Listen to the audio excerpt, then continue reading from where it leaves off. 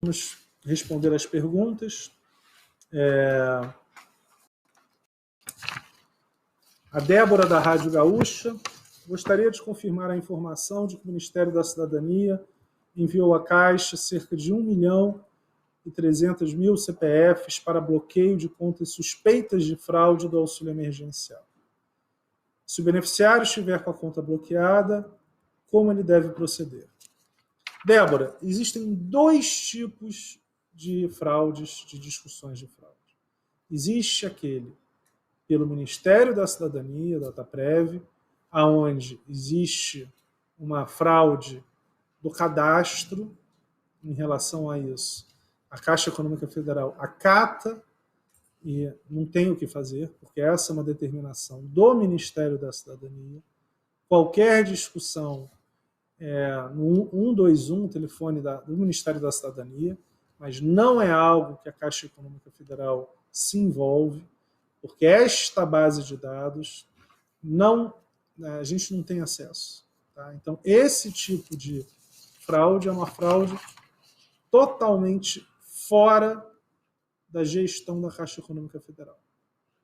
Aquilo que nós estamos identificando foram fraudes operacionais.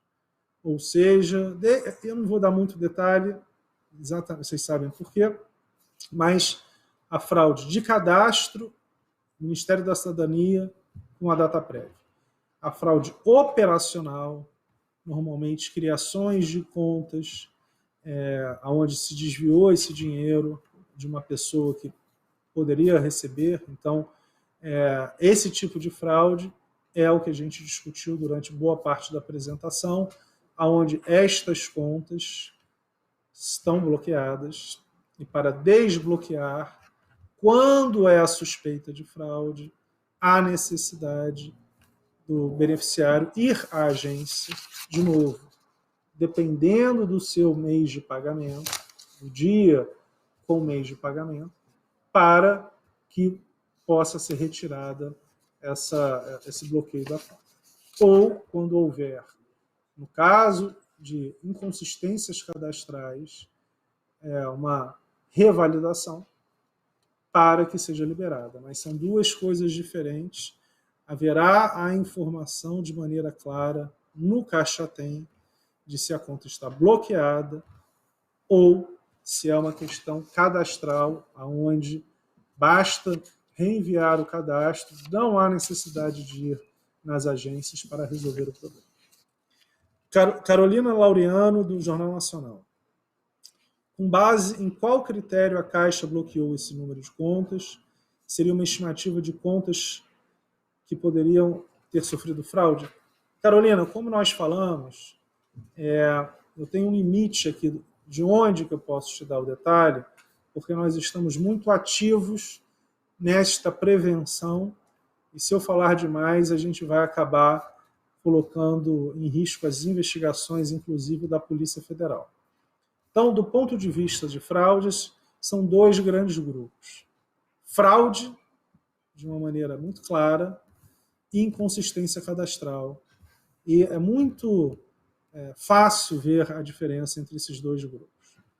Então, quando você tem fraude que já tem acontecido, ou uma fraude que as nossas áreas de tecnologia, na parte toda de compliance, percebam que é algo muito claro, nós realizamos esse bloqueio de conta e há necessidade da pessoa mostrar que a conta é dela mesma. E nesse caso, a nossa expectativa é baixa.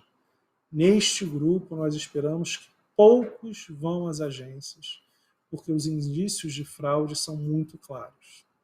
Em relação à inconsistência cadastral, que é exatamente o grupo que tem ido às agências, nós, para evitar aglomerações e acelerar a solução do problema, resolvemos hoje que as informações podem ser enviadas de novo para esse grupo de inconsistência cadastral via digital.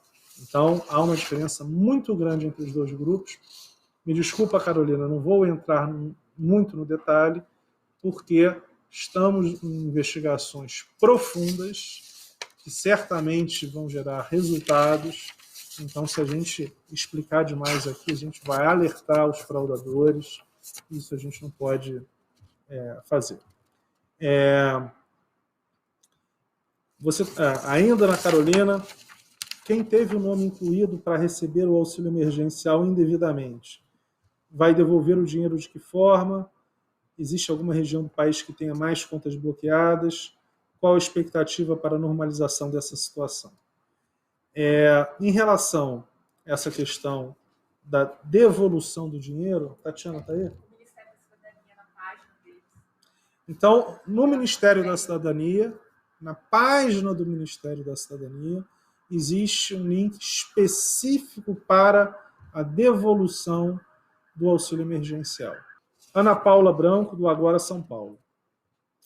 Quando o dinheiro do último lote do auxílio emergencial ficará disponível para saques e ou compras e pagamentos? Ana Paula, como nós falamos, são 5 parcelas. Quem recebeu antes Bolsa Família e as pessoas que receberam em abril vão começar a receber a 5ª parcela já em agosto. Então depende muito de quando você recebeu a primeira parcela. Então, para quem recebeu a primeira parcela lá em abril, você já começa a ter o depósito em agosto. Por outro lado, quem acabou de ter o benefício aprovado, literalmente agora, vai receber em novembro. Então, todo o racional é 5 meses e 5 pagamentos. Recebeu 5 pagamentos, recebe durante 5 meses. Os depósitos e nas contas digitais acontecem antes. Por quê? Por causa da pandemia.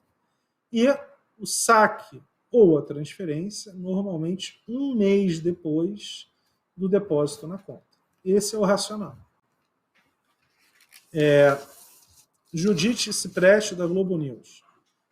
Temos um levantamento de quantos CPFs foram bloqueados por Estado? Judite, nós temos, mas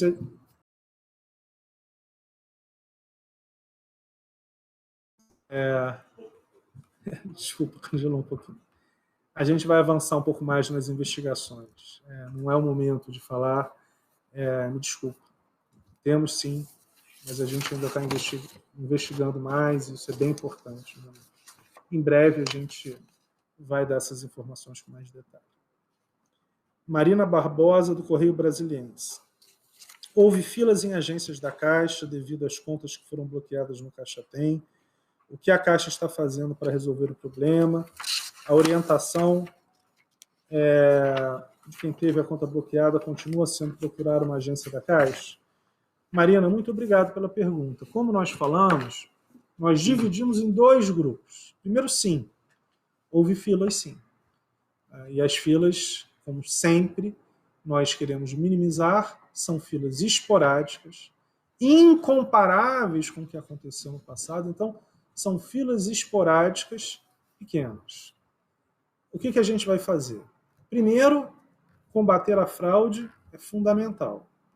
Uma fraude no pagamento do auxílio emergencial em um momento de pandemia é algo extremamente grave. Então, nós estamos combatendo. Sim, realizamos o bloqueio de diversas contas e separamos em 2 grandes grupos. 51% com grandes indícios de fraudes estão bloqueadas, e para o desbloqueio há necessidade de ir às agências, e de acordo com o mês próximo do recebimento. Porque se eu nasci, por exemplo, em outubro e só vou receber daqui a 20 dias, não haverá essa discussão do desbloqueio nesse momento, senão teremos exatamente aglomerações. Diego Machado, da Rádio Absoluta de Campos dos Goytacazes.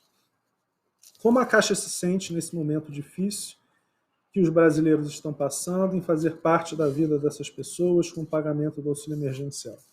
Diego, é muito importante.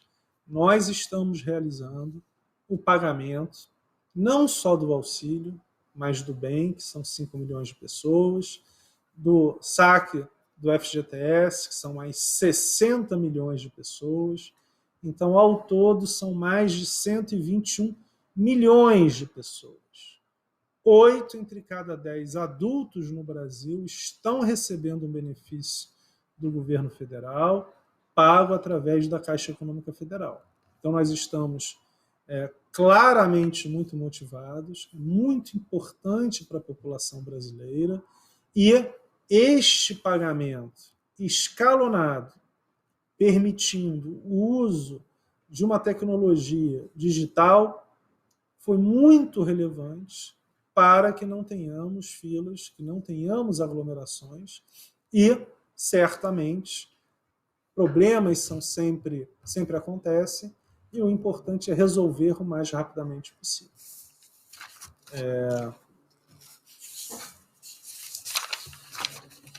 Agora, uma pergunta da Tânia Regina.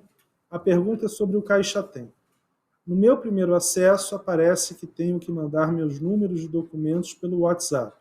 Isso procede? Procede, usando aquele link que eu vou te mostrar. Não usar o WhatsApp, para usar apenas através daquele link do Caixa Tem. Isso. Exatamente, a gente acabou de explicar, Tânia, dentro dessa separação que nós fizemos entre o grupo que tem das contas que foram bloqueadas, mas com um grande indício de fraude, e as contas que foram bloqueadas com uma questão de problema de cadastro, algum tipo de divergência em relação aos cadastros que nós temos, a parte desse link é exatamente para esse segundo grupo. Então, provavelmente, esse é o seu caso. Eu peço, Dene, que a gente tenha o contato da Tânia e você será respondida muito rapidamente, Tânia. Nós vamos analisar o seu caso e te responder muito em breve. O Maciel, o número do celular cadastrado mudou e preciso alterar. Como eu faço? Marilu, essa é uma pergunta muito importante. Dado toda essa questão que nós estamos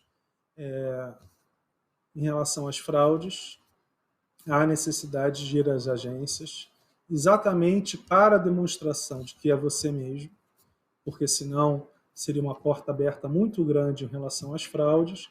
Então a resposta é: há necessidade de ir às agências. Chayenne Galdino, quanto tempo demora para a validação dos documentos pelo WhatsApp? Chayenne, em até 24 horas. Então, é algo muito mais rápido do que estava sendo até agora. Então, em até um dia, 24 horas, você terá a validação ou não. Mas, de novo, o que nós esperamos, dada essa questão de incongruência, sem que exista de uma maneira tão clara indícios de fraude, nós imaginamos que será resolvido em até 24 horas.